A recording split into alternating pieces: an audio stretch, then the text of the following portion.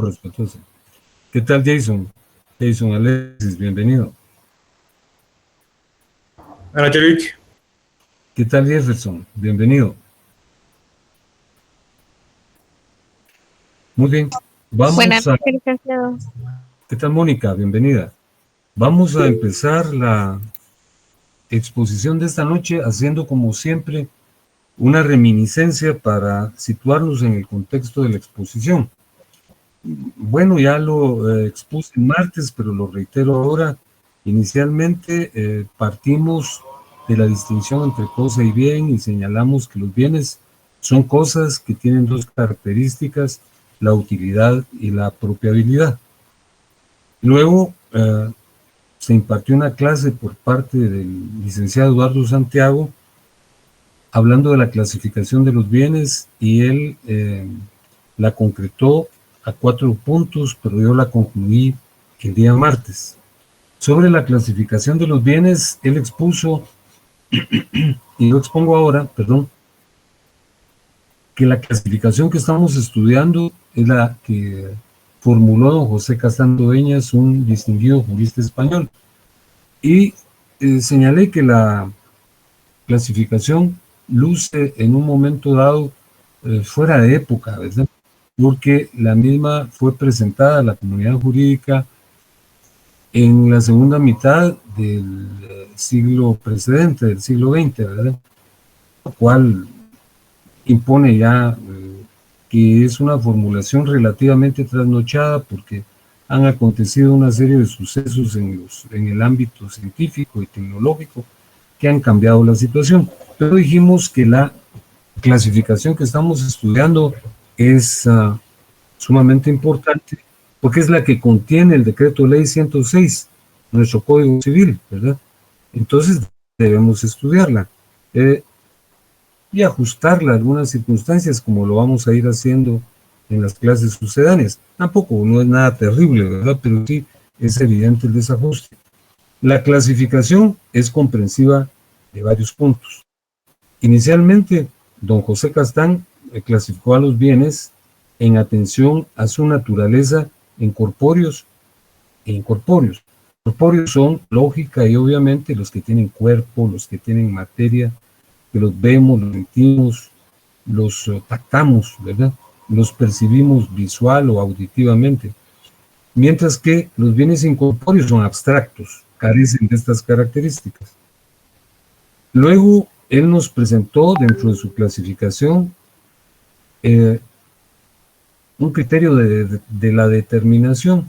En atención a su determinación, los bienes pueden ser genéricos cuando se identifican por sus características más comunes, y los bienes específicos, que son aquellos que se detallan con precisión y posibilitan una identificación clara y precisa, ¿verdad? Fíjense que hablamos de la palabra vehículo y luego de un vehículo Mercedes, creo que dijimos, o BM, ya con todas las características que lo identifican. Por sus posibilidades de sustitución, dijimos que los bienes pueden ser fungibles, los que pueden ser sustituidos por otros de su misma naturaleza, como los granos básicos, el frijol, el azúcar, el maíz, el dinero, ¿verdad? Y los bienes no fungibles, que son aquellos que tienen una peculiaridad tan extrema que no admiten sustitución o casi no la admiten, como las obras de arte. Ya hablamos de varias obras de arte, ¿verdad? Como creo que trajimos a cuenta la Gioconda, o Mona Lisa, la Última Cena, la Piedad de Miguel Ángel, el Juicio Final de Miguel Ángel, que lo pintó en la Capilla Sixtina. Esas obras son únicas y consecuentemente no pueden ser sustituidas, son bienes no fungibles. Por sus posibilidades de uso repetido, dijimos que hay bienes consumibles que se pueden utilizar en una sola oportunidad y bienes no consumibles. Por sus posibilidades de fraccionamiento, dijimos que hay bienes divisibles y bienes indivisibles. Lógicamente, los divisibles son aquellos que pueden seccionarse, escindirse, fracturarse, mientras que los indivisibles no, porque sufren de menoscabo. Y dijimos que de conformidad con los criterios científicos, todas las entidades existentes en el universo son divisibles, pero para el derecho hay un ingrediente muy importante que es la funcionalidad. Yo lo ejemplifiqué con un reloj, que yo puedo en efecto dividirlo, pero pierde su funcionalidad. Entonces los bienes divisibles dentro del derecho son aquellos que se pueden seccionar pero conservan su funcionalidad, como los emovientes, ¿verdad? Yo tengo un terreno y lo divido y lo entrego a varias personas. Lo que se reduce es la superficie, pero no sufre menoscabo de ninguna naturaleza. Luego dijimos que por su existencia en el tiempo, los bienes pueden ser presentes y pueden ser futuros. Presentes son los que tienen actualidad y futuros son los que de momento no la tienen, pero hay una certeza casi plena de que van a existir al punto que se puede constituir sobre ellos una relación jurídica.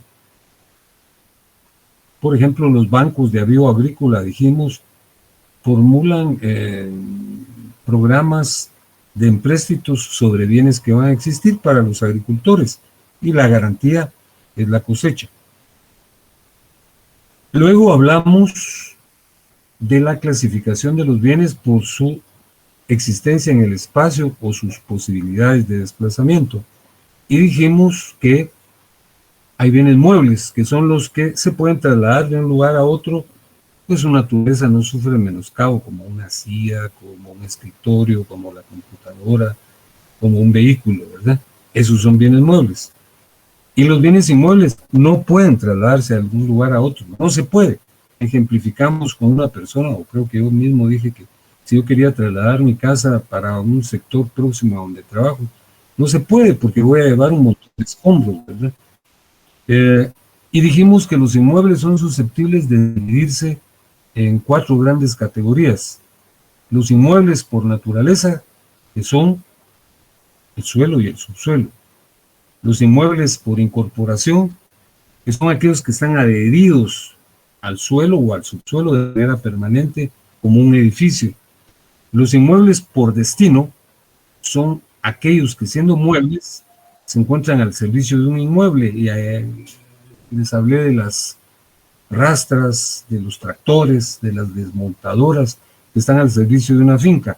Son muebles, pero por servir a una finca se considera que forman parte de la misma y se les llama inmuebles por destino. Luego hablamos de los inmuebles por analogía, que son derechos que recaen sobre bienes inmuebles como la hipoteca, ¿verdad? Yo acudo al banco, solicito un empréstito, me lo conceden, pero me piden una garantía. Yo otorgo como garantía mi casa, esa es una hipoteca. Entonces el derecho de hipoteca es un inmueble por analogía. ¿Por qué sigue? Por su constitución, los inmuebles pueden ser singulares y universalidades. Singulares son los que están conformados por una sola unidad, ¿verdad? Y pueden ser simples y compuestos. Los simples son un todo orgánico, yo lo ejemplifiqué con un bloque, con un ladrillo, ¿verdad? Y los bienes simples, singulares, compuestos, perdón, son los que se conforman al unificar varios simples. Pues yo tomo varios ladrillos y los uno mezcla con argamasa y tengo un muro, ¿verdad? Entonces el muro es un bien singular compuesto. Pero insisto en que los bienes simples están pegados, unidos, adheridos, para conformar uno solo, porque suelen confundirse con las universalidades. Las universalidades son bienes que están integrados también por varios elementos, pero no están pegados, ¿verdad? Sino que son autónomos e independientes. Una universalidad es una biblioteca, ¿verdad? Está conformada por 2000 ejemplares, pero los libros no están pegados. Hablamos de una orquesta. La orquesta está conformada por varios instrumentos, una trompeta, un saxo, una guitarra, una batería, ¿verdad? Los timbales no están unidos, pegados, sino que cada cual funciona independientemente, pero desde el punto de vista de la funcionalidad constituyen una unidad. Luego hablamos por la jerarquía en que entran en relación los bienes pueden ser principales y accesorios. Y dijimos que para dirimir cuándo un bien es principal y cuándo es accesorio, existen tres criterios. El criterio de la independencia, el criterio de la importancia y el criterio del valor. El criterio de la independencia se refiere a que si dos bienes entran en relación, el bien principal será el independiente y el bien dependiente será el accesorio. Hablamos de un ejemplo clásico, ¿verdad?, que lo citan todos los autores, los botones y la camisa. La camisa existe de manera independiente y señalamos que hay camisas que ni botones tienen.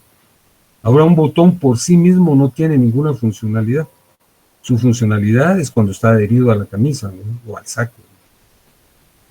Entonces, la camisa será el bien principal y los botones serán los bienes accesorios.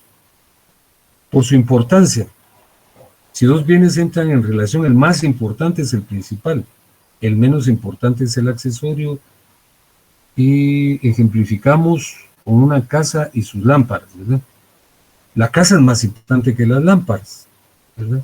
Las lámparas por sí mismas no cumplen ninguna función. Si yo resido bajo un árbol, las lámparas no me van a servir de nada. Serán útiles cuando están insertas en la casa, ¿verdad? Entonces la casa, por su importancia, es el bien principal y las lámparas menos importantes son los bienes accesorios. Y luego por el valor. Si dos bienes entran en relación, el bien principal es el más caro y el más barato es el bien accesorio. Hablamos después de los bienes por sus posibilidades de tráfico. Hay bienes que están dentro del comercio, son los que podemos comerciar, que no violamos ninguna norma, ninguna ley al comerciarlos. Los que están en el súper, ¿verdad? El jabón, el detergente, el café, todo lo que venden en el súper, ¿verdad? Pero hay bienes que están fuera del comercio, porque la ley ha regulado provisiones en torno a su transmisión, como los fármacos, las drogas, ¿verdad?, los estupefacientes. Son bienes que están fuera del comercio. Y por el titular de la propiedad, hay bienes del Estado y bienes de los particulares. Los bienes del Estado pueden ser de uso público común y de uso público no común. De uso público común son como las calles y las carreteras, y de uso público no común son los que no podemos utilizar, ¿verdad? Todos, ¿verdad? Como las reliquias arqueológicas. Y los bienes de dominio privado, son los de propiedad privada. Hasta ahí nos quedamos. El temario del día de hoy me va a permitir concluir este punto. Es una exposición breve, ¿verdad? Y yo se las presento en este momento.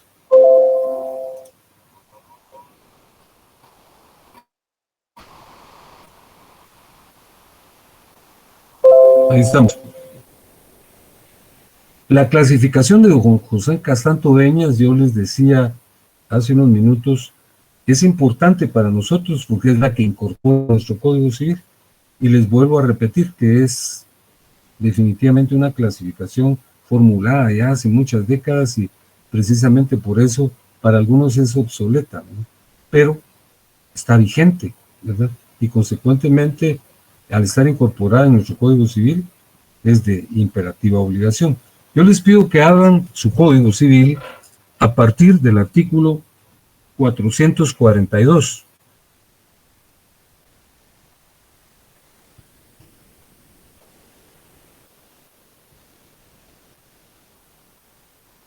¿Ya lo tienen a la vista?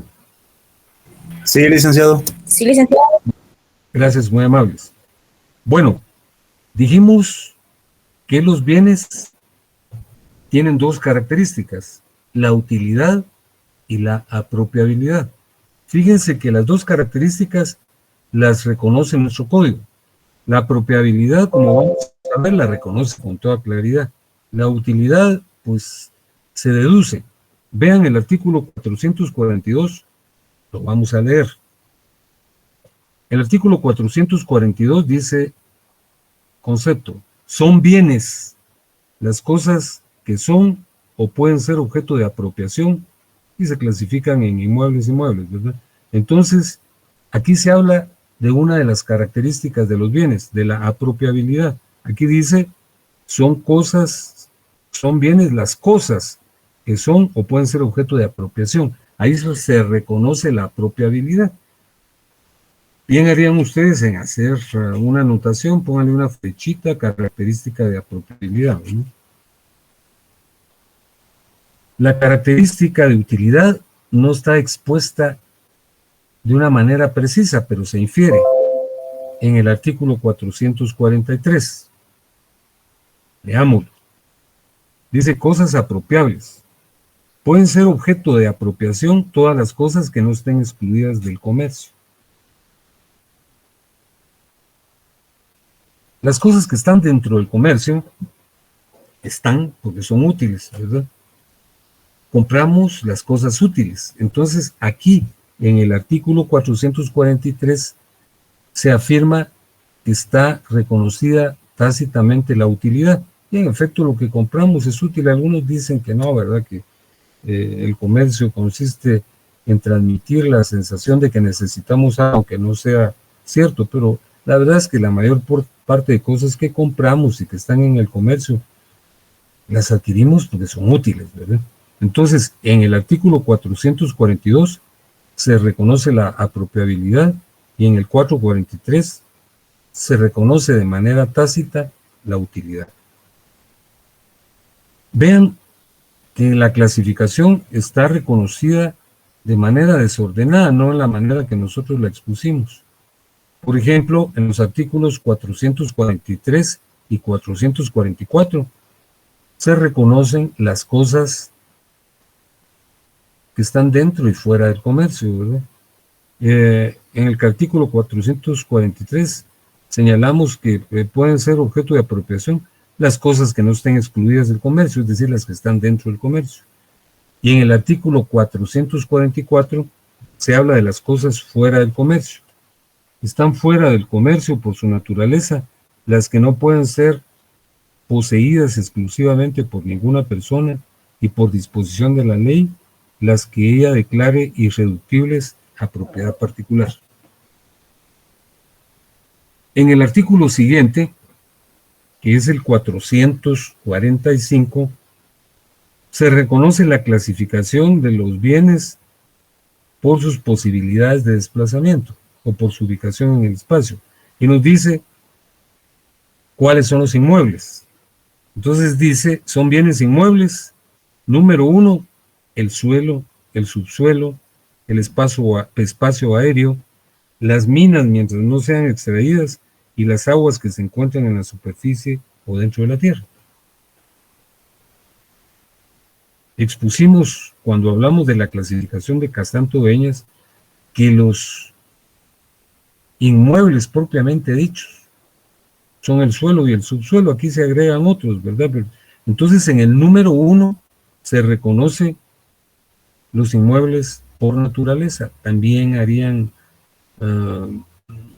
pues muy bien harían ustedes y con una flechita ponen en el número 1 inmuebles por naturaleza. Y vean lo que dicen el 2, 3, 4, 5 y 6. Dice que también son inmuebles los árboles y plantas mientras estén unidos a la tierra. Número 2. ¿verdad? Número 3, las construcciones adheridas al suelo de manera permanente.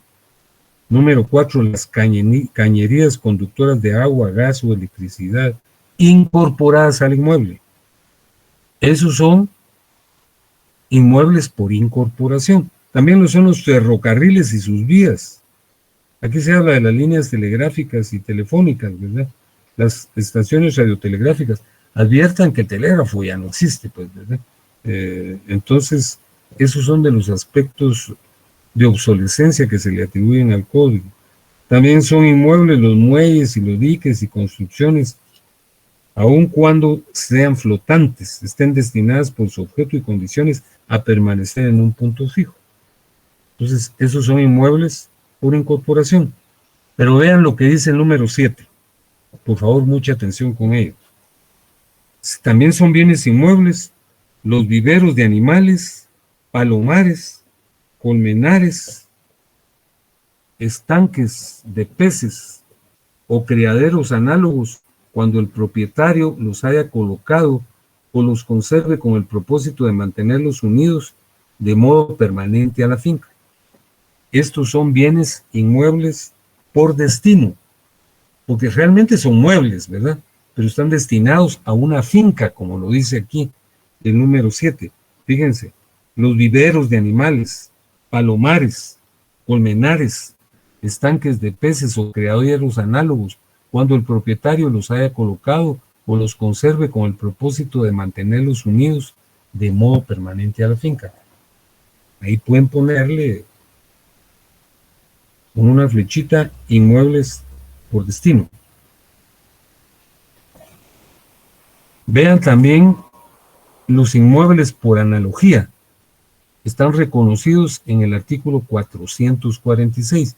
Dijimos hace unos minutos que los inmuebles por analogía son los derechos reales que se constituyen sobre un inmueble como la hipoteca. Y vean lo que dice el artículo 446. Se reputan bienes inmuebles o se consideran inmuebles para los efectos legales los derechos reales sobre inmuebles y las acciones que los aseguran. Fíjense que lo relativo a los accesorios está regulado en el artículo 449. Es accesorio del bien todo lo que está aplicado permanentemente a su fin económico y se halla en una relación que responde a ese fin. Vean el artículo 451. Ahí se enuncian los bienes inmuebles. No, perdón, los bienes muebles. Dice, son bienes muebles, uno, los bienes que pueden trasladarse de un lugar a otro sin menoscabo de ellos mismos ni del inmueble donde estén colocados. Es lo que señalamos hace unos minutos. Se trasladan de un sitio a otro sin que su naturaleza sufra menoscabo. Las construcciones en terreno ajeno hechas para un fin temporal. Yo les señalé de unas casetas que no están adheridas al suelo, que son muy comunes ahí en la ciudad universitaria, donde venden café y pastelillos, ¿verdad? Hasta las cargan y se las llevan de un lugar a otro. Realmente son bienes muebles. Las fuerzas naturales susceptibles de apropiación. 4. Las acciones o cuotas y obligaciones de las sociedades accionadas. Yo soy socio de una entidad y las acciones que me corresponden se consideran bienes muebles. Los derechos de crédito referentes a muebles, los derechos de autor o inventor comprendidos en la propiedad literaria, artística o industrial.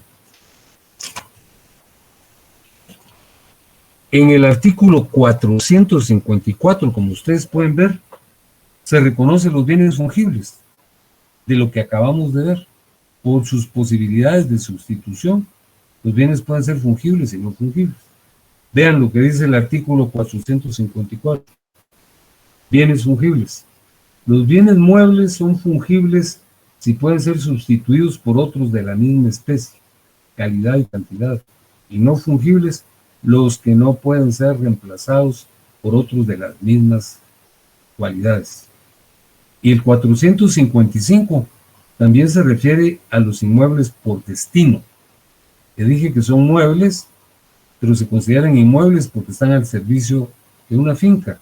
Vean lo que dice el 455. Los semovientes son bienes muebles, pero los animales puestos al servicio de la explotación de una finca se reputan como inmuebles. Y finalmente, vean en el capítulo 2, está la clasificación de los bienes con relación a las personas a quienes pertenecen. Por el titular, el 456 habla del dominio de los bienes. Los bienes son del dominio del poder público o de propiedad de los particulares. Y luego se enumeran en el 457 se habla de los bienes del dominio público. Los bienes de dominio del poder público pertenecen al Estado o a los municipios y se dividen en bienes de uso público común y de uso especial. El 458 enuncia o enumera los bienes nacionales de uso común. Son todos estos que aparecen aquí, pero yo les señalé las calles, parques, plazas, caminos y puentes, los puertos, muelles, embarcaderos, pontones y demás obras de aprovechamiento general. las aguas de la zona marítima territorial en la extensión y términos que fije la ley respectiva. El 459 son los bienes nacionales de uso no común, ¿verdad? Los que están destinados al servicio del Estado, de las municipalidades y de las entidades estatales, los de uso público cuando dejen de serlo, los ingresos fiscales y municipales, el subsuelo, los yacimientos de hidrocarburos, los terrenos baldíos y las tierras, los excesos de propiedades rústicas y los monumentos y reliquias arqueológicas. Entonces, para concluir con este tema, el relativo a las cosas y los bienes y que concierne también a la clasificación de los bienes, hemos de señalar como colofón que nuestro código incorpora la clasificación de don José Castanto Beñas, como lo hemos visto y comprobado con la lectura de los artículos que hemos examinado. Pero cabría decir que fueron incorporados de manera desordenada, no atendiendo a la formulación del propio José Castanto Beñas. Bueno, concluimos este primer punto. El segundo punto es un tema breve, ¿verdad? Yo espero que no haya ninguna dificultad en cuanto a su percepción.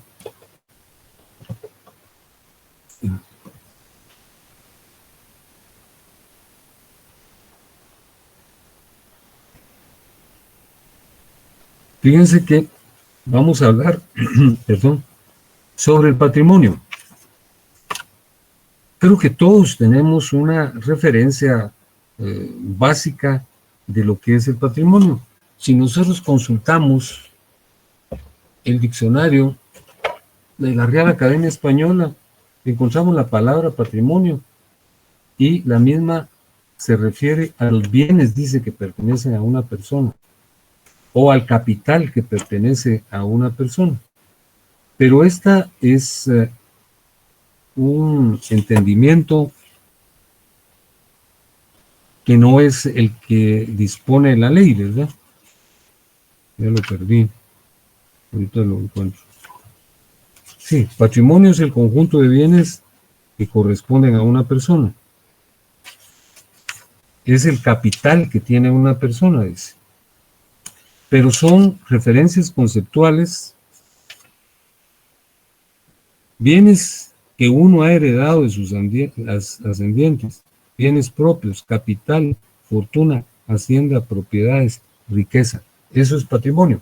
Pero esa es una referencia coloquial, popular, ¿verdad? Pero desde el punto de vista jurídico, el concepto de patrimonio es este, que aparece en el numeral 1, y que lo leo en este momento. Ahí hay una pregunta: ¿qué es el patrimonio? Estoy hablando del patrimonio desde el punto de vista jurídico, porque el que leímos en el diccionario de la Real Academia Española es un entendimiento popular, ¿verdad? Vean lo que es el patrimonio. El patrimonio es un conjunto de derechos, bienes, acciones, cargas y obligaciones valorables en dinero y que corresponden a una persona. Entonces, para integrar el concepto de patrimonio es menester reunir estas tres características. La número 1, el patrimonio es un conjunto de derechos, bienes, acciones, cargas y obligaciones. Esa es la característica o requisito inicial del número 1. Es un conjunto de derechos, bienes, acciones, cargas y obligaciones. El segundo requisito es que esos derechos, bienes, acciones, cargas y obligaciones tienen que tener un valor dinerario y deben corresponder a una persona, debe haber un titular. Entonces, los tres requisitos para conformar el concepto de patrimonio son los que yo ya enuncié y que están contenidos en esos dos renglones y un pedacito. Es un conjunto de derechos, bienes, acciones, cargas y obligaciones, el requisito 1. El 2 es que tengan valor dinerario y el tercero que correspondan a una persona.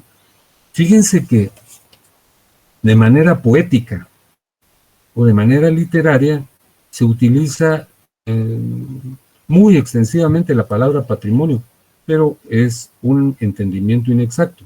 Por ejemplo, cuando un poeta le dice a una dama, tu mirada es el patrimonio de mi vida. Esa es una expresión poética, pero una mirada no es un patrimonio. O por el contrario, como decía Becker, ¿verdad? Tu sonrisa es el patrimonio de mi existencia. Eso no es un patrimonio, ¿verdad? El patrimonio para el derecho es lo que yo acabo de señalar, ¿verdad?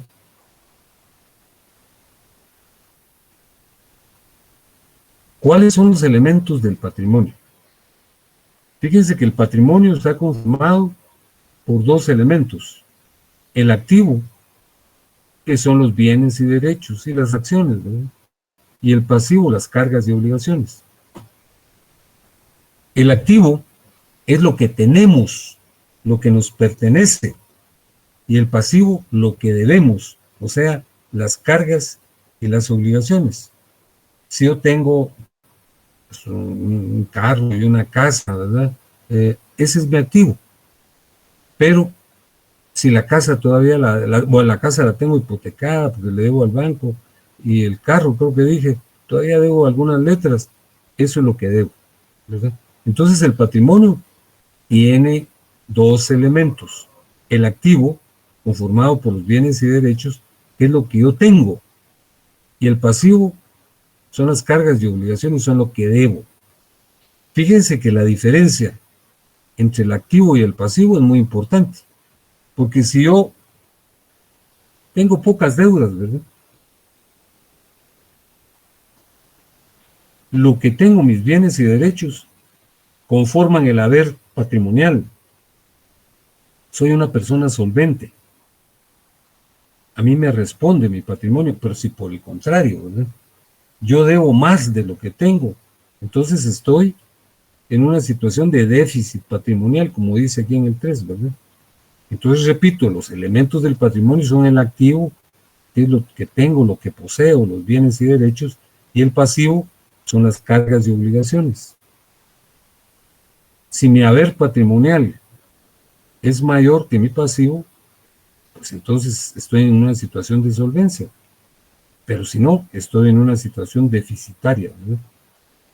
Ahora veamos la naturaleza jurídica del patrimonio. Fíjense que este tema, yo les rogaría que le prestáramos atención porque, pues, prácticamente, según algunos, hasta rebasa los linderos del derecho e incurre, sobre todo con la tesis clásica, mejor dicho, incursiona en tópicos casi filosóficos.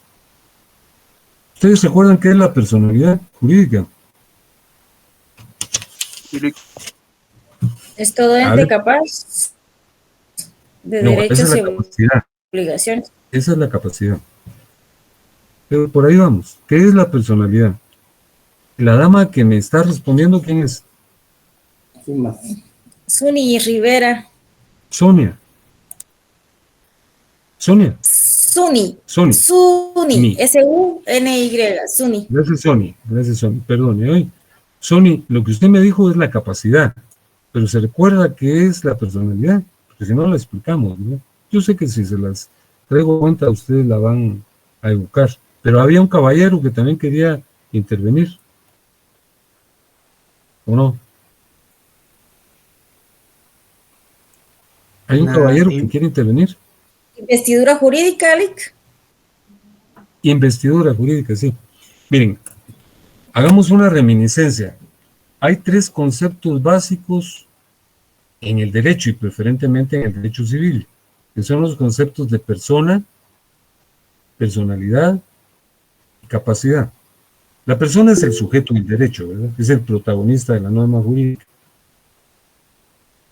Hay personas naturales, individuales o físicas que son nosotros, los seres humanos, y personas colectivas, morales o abstractas a las que se les llama jurídicas, que son, como su nombre lo indica, abstractas, no tienen cuerpo, como la universidad, como el Estado, como la municipalidad. Tenemos primero el concepto de persona, ¿verdad? El sujeto del derecho. Luego tenemos el de personalidad jurídica. La personalidad jurídica es la investidura que el derecho nos otorga para que podamos entrar en el mundo jurídico. Es una investidura jurídica. Recuerden ustedes que lo conversamos. ¿En qué momento se nos otorga la investidura jurídica? hay una tesis que dice que es en el momento de la concepción, cuando dos personas tienen intimidad, ¿verdad? Y se unen las células vitales, el esperma y el óvulo, entonces ahí vislumbra la vida. Pues según esta tesis, al vislumbrar la vida, aparece la personalidad, ya hay personalidad. Pero se arguye en contra de esta posición que ese es un extremo que es complejo de mostrarlo. Ahora la ciencia lo demuestra con relativa facilidad, pero a las personas los comunes y corrientes no tienen los elementos para determinarlo con precisión. Pues una mujer después del coito no puede decir ahorita concebí, ¿verdad? No. Entonces, por eso es que se arguye que en un momento dado la personalidad se produce con el nacimiento. Entonces ya el nacimiento, que es del desprendimiento del feto, del claustro materno, entonces ya es evidente que hay una persona y en ese momento ya hay personalidad. Pero ¿qué tal si nace muerta? Entonces no hay personalidad. Es necesario que nazca con vida, que es la teoría de la debilidad. Y esta es la posición ecléctica que reconoce nuestro código. Leamos el artículo 1 del Código Civil. ¿Ya lo tienen a la vista? Sí, se lo leo. Sí. A ver. Artículo 1, personalidad. La personalidad civil comienza con el nacimiento y termina con la muerte. Sin embargo, al que está por nacer se le considera nacido para todo lo que le favorece, siempre que nazca en condiciones de viabilidad. Muchas gracias.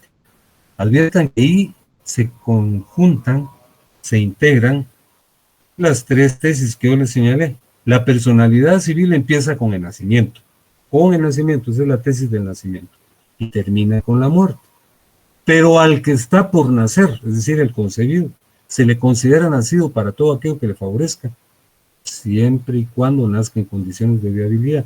Entonces, la personalidad civil es una investidura jurídica que nos otorga el derecho en las condiciones que establece el artículo 1 y que nos permite entrar al mundo jurídico. La capacidad es la facultad de ejercer derechos y cumplir obligaciones. Yo recuerdo que les traje a cuenta un ejemplo para salirnos de ese todo tan abstracto. Imaginémonos que hay un supermercado al que para ingresar se debe comprar un ticket. Si no tengo el ticket, no puedo ingresar al mercado, al supermercado, a hacer negocios. El ticket es la personalidad. El ticket lo compro y ingreso. Supuestamente el supermercado es el mundo del derecho. Entonces, para entrar al mundo del derecho tengo que tener un ticket, y el ticket es la personalidad jurídica. Ya dentro del mercado no me voy a quedar inmóvil ni nani, sin hacer nada, sino que entro a comprar o entro a vender. Entonces, esa es la capacidad. La capacidad es la facultad derivada de la personalidad que me permite ejercer derechos y cumplir obligaciones. Bueno, hicimos esta reminiscencia porque la naturaleza jurídica del patrimonio la pretenden explicar dos tesis. Esta tesis es muy abstracta. Dice, la primera es la tesis clásica o del patrimonio personalidad. Es una tesis francesa de finales del siglo XIX y buena parte del siglo XX. Fíjense que lo que ellos decían simplemente es que el patrimonio es una emanación de la personalidad. La personalidad ya vimos que es algo abstracto, pero según ellos, en un momento dado, según los clásicos, en un momento dado se materializaba en el patrimonio, que el patrimonio era la personalidad materializada. Por eso decían ellos que el patrimonio es una emanación de la personalidad. Y emitieron ciertos postulados para explicar su tesis. Estos postulados son estos que aparecen en el 4.2. Fíjense que ellos decían, solo las personas pueden tener patrimonio. Perdón, solo las personas pueden ser titulares de un patrimonio. B, toda persona tiene patrimonio, puesto que el concepto de patrimonio es comprensivo de los bienes presentes y de los bienes futuros. Luego decían que el patrimonio es indivisible y que el patrimonio es inalienable. Me explico. En lo que sí tenían razón ellos es de que solo las personas pueden ser titulares de un patrimonio, porque solo las personas somos sujetos del derecho, ¿verdad? En algunas legislaciones existen algunas situaciones que atentan contra el sentido común, ¿verdad? Porque se puede transmitir una herencia a un perro, ¿verdad? O a un gato, o a un ave, pero aquí en el mundo occidental no, ¿verdad? Entonces solo las personas pueden tener patrimonio. Y fíjense que les pido que presten atención a esa segunda afirmación que sean los clásicos. Toda persona tiene patrimonio, toda persona tiene patrimonio, puesto que el concepto de patrimonio es comprensivo de los bienes presentes y de los bienes futuros. Los críticos de la teoría les decían a ellos, pero ¿cómo pueden decir ustedes que toda persona tiene patrimonio? Salgan a caminar por las calles de París, esta es una teoría francesa, y van a ver que hay personas indigentes, personas que no tienen que comer, no tienen ni la más mínima moneda, entonces no tienen patrimonio. Entonces, los clásicos explicaban esto. Fíjense que el patrimonio, decían ellos, ¿verdad? El patrimonio es como una bolsa, que puede estar llena o puede estar vacía. Crearon la tesis de la bolsa que todas las personas supuestamente llevamos en el hombro. Si la bolsa está llena, somos opulentos, somos ricos, ¿verdad? Pero si está vacía, somos pobres. Pero según ellos, el patrimonio no son los bienes, ni las acciones, ni los derechos, ni las cargas, ni las obligaciones. El patrimonio es la bolsa. Puede ser que yo no tenga nada, pero tengo patrimonio porque tengo la bolsa. Eso era una insensatez. Entonces vean lo que ellos dijeron, ¿verdad? Y que una persona solo podía tener un patrimonio. Por ejemplo, una persona opulenta, rica, acaudalada, tenía una bolsa gigantesca, no tenía 2 bolsas ni 3 bolsas. Por eso afirmaban que el patrimonio es indivisible.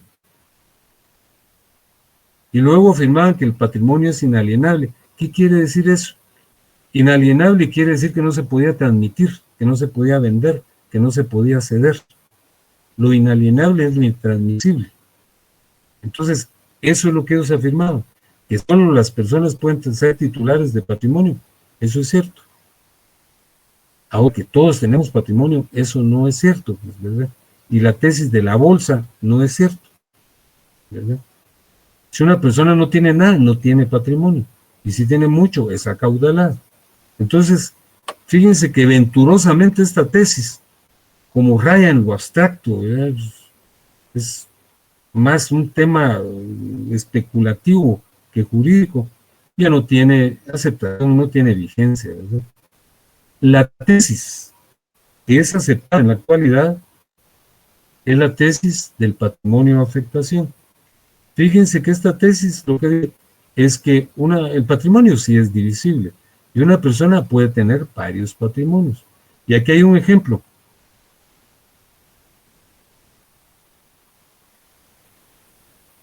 ¿Cuántos regímenes matrimoniales existen? ¿Cuántos regímenes económicos del matrimonio existen? ¿Lo recuerdan? ¿No lo recuerdan? Sí, licenciado. Son tres. ¿Cuáles son? Caballero, ¿cuáles son?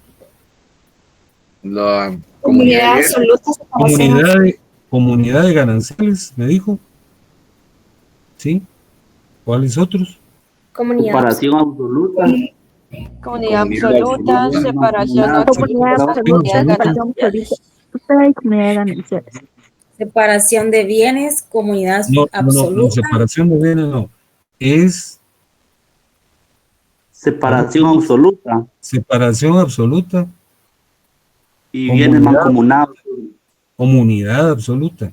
No, comunidad absoluta y comunidad de gananciales. Los 3 regímenes matrimoniales son la comunidad absoluta. Se casan 2 personas y unen sus patrimonios. Lo mío es tuyo, lo tuyo es mío. Si el matrimonio se disuelve por divorcio, hay que dividir el patrimonio conyugal en dos partes, ¿verdad? Iguales, una para cada cónyuge. La separación absoluta no conlleva este problema porque cada quien conserva la titularidad de sus bienes. Ahora, la comunidad de gananciales es una mezcla de estos dos regímenes. Por ejemplo, dos personas van a contraer matrimonio hoy a las 10 de la noche. Lo que tienen antes de casarse les pertenece a él. Tiene su carro y tiene una cuenta bancaria y ella tiene una casa. Eso es de ellos. Cuando se casan, asumen el régimen de comunidad de gananciales a las 10 de la noche. Entonces, a partir de ese momento, todos los bienes que adquieran son de los dos. Entonces, aquí adviertan que una persona puede tener dos patrimonios. El patrimonio individual, ¿verdad?, que es el que tenía antes de casarse y sigue siendo de él, y el que surge de la comunidad de gananciales que le pertenece a los dos, ¿verdad? Entonces, esta es la tesis valedera. El patrimonio sí es divisible. Una persona puede tener dos patrimonios, o tres, ¿verdad?, según los intereses que tenga. Pero el ejemplo que yo traje permite advertir que una persona puede ser titular de dos patrimonios.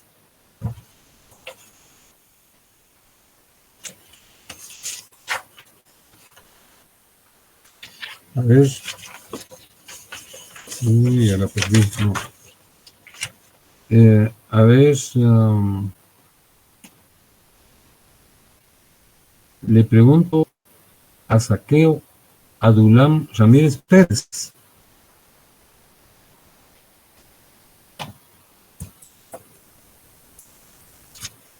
No contesta o no está presente.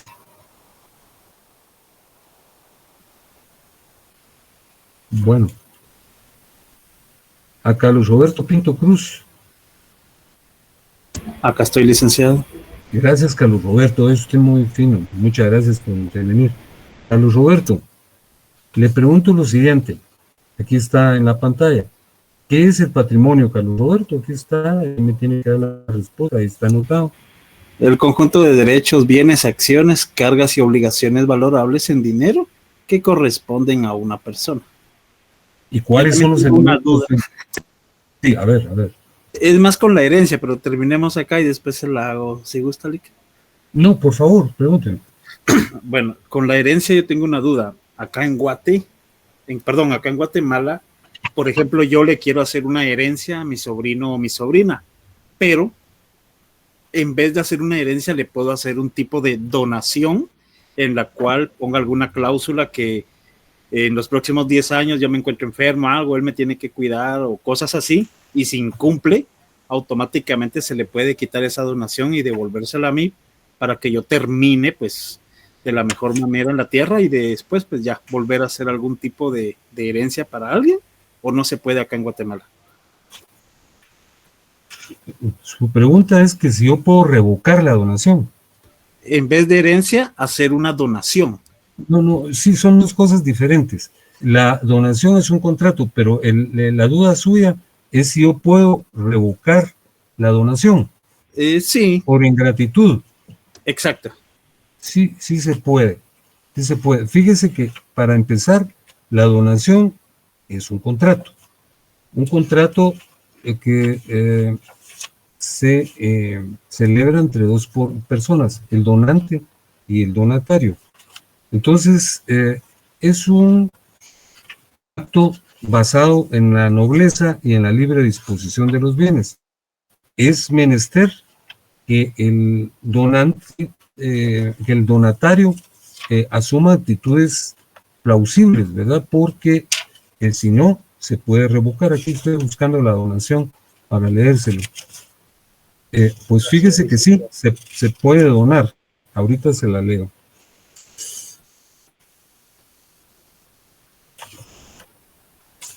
Por ingratitud. Estoy en la compraventa. Ahorita lo ubico. Fíjese que no tengo mi código, el que uso, y la letra es demasiado pequeña, pero ahorita lo ubico. Estoy en los contratos traslativos de dominio. El primero es la compraventa.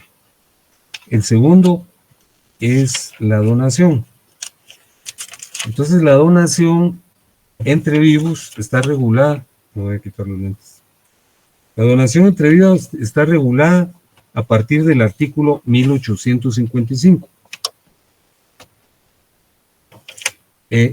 Y dice, la donación entre vivos es un contrato por el cual una persona transfiere a otra la propiedad de una cosa a título gratuito. Es, para empezar, un acto entre vivos. El donante y el donatario están vivos, porque como es un contrato, yo transmito la propiedad de un bien, que puede ser de una casa, y la otra persona tiene que aceptarla, ¿verdad? Si no la acepta, no se constituye, no hay contrato. Un contrato de conformidad con el artículo 1517 es un acuerdo de voluntades que posibilita crear, modificar o extinguir una obligación. Pero el donante lógicamente tiene que cumplir con ciertas características, ¿verdad? Fíjese que el artículo 1866 dice la donación gratuita y la onerosa en la parte que constituye la donación efectiva pueden ser revocadas por causa de ingratitud del donatario en los casos siguientes. Número 1, si el donatario comete algún delito contra la persona, la honra o los bienes del donante. Por acusar o denunciar de algún delito al donante, pero ese está expulsado del ordenamiento jurídico porque hay una acción de inconstitucionalidad y la expulsó. Y por negarse indebidamente a alimentar al donante que careciere de bienes. Es lo que usted me señalaba. Imagínese que un papá o un tío le hace una donación a una persona y por esas circunstancias que tiene la vida, el donante cae en menoscabo económico, ya no tiene ni con qué vivir, el donatario tendría que apoyarlo. Y si no lo apoya, entonces puede revocar la donación de conformidad con el artículo 1866.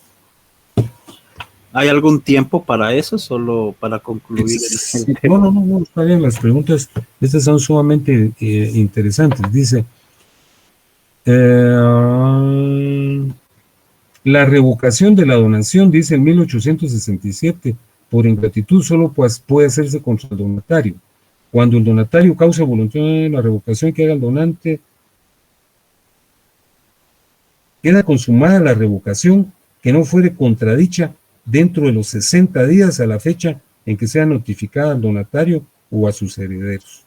Entonces, fíjense que como no se sabe cuándo se va a producir la ingratitud, al producirse hay que notificársela, ¿verdad? Lógicamente al donatario. Y el donatario tiene 60 días para contradecirla, ¿verdad? Si no la contradice, se opera, ¿verdad?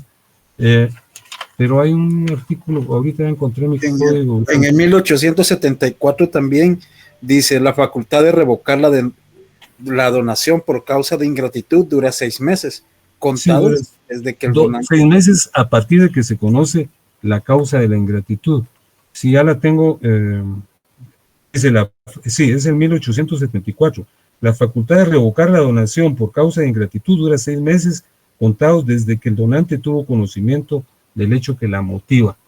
Y el 1869, que era lo que le comentaba, dice, la revocación que haga el donante por causa de ingratitud no producirá efecto alguno si no se notifica al donatario o a sus herederos dentro de los 60 días siguientes a la fecha en que se otorgue la escritura pública de revocación.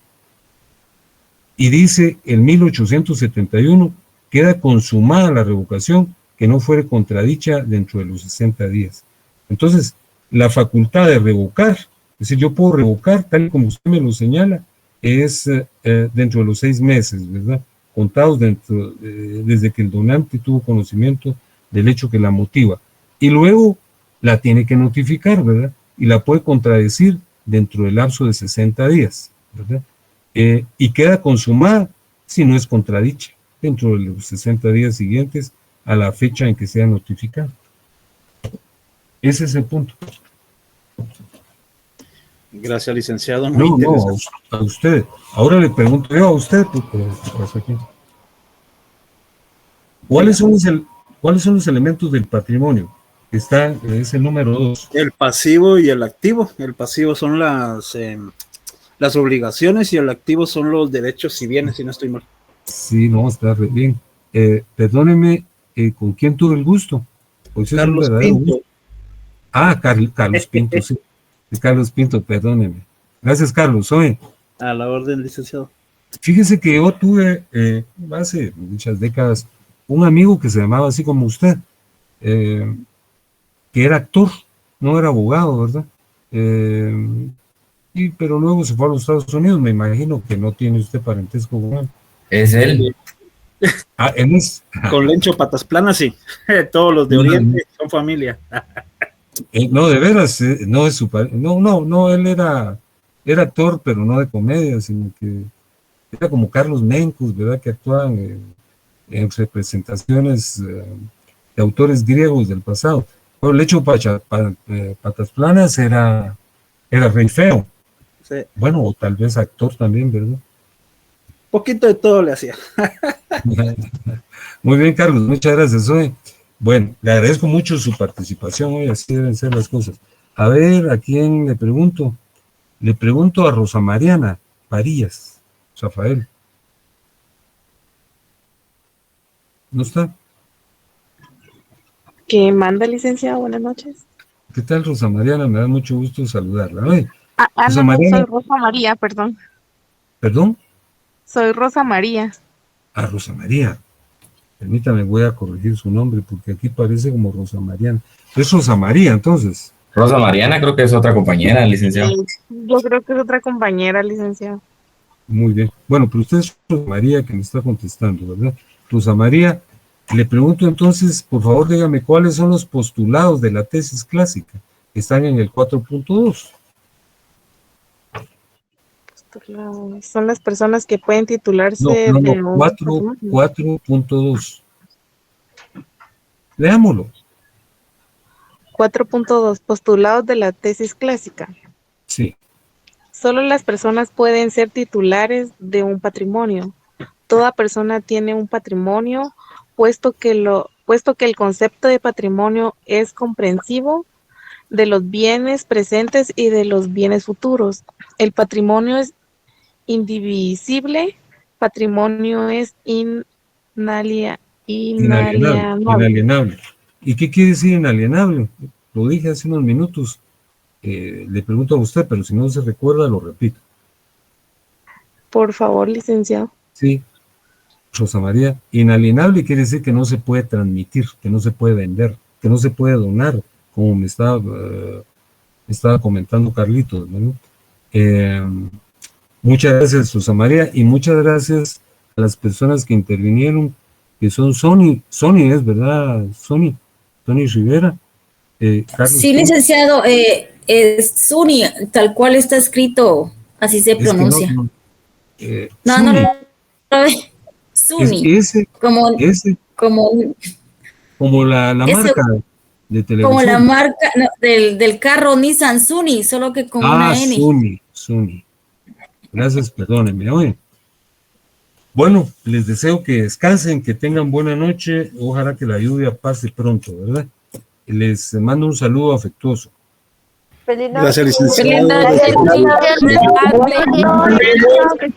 noche. Hasta pronto.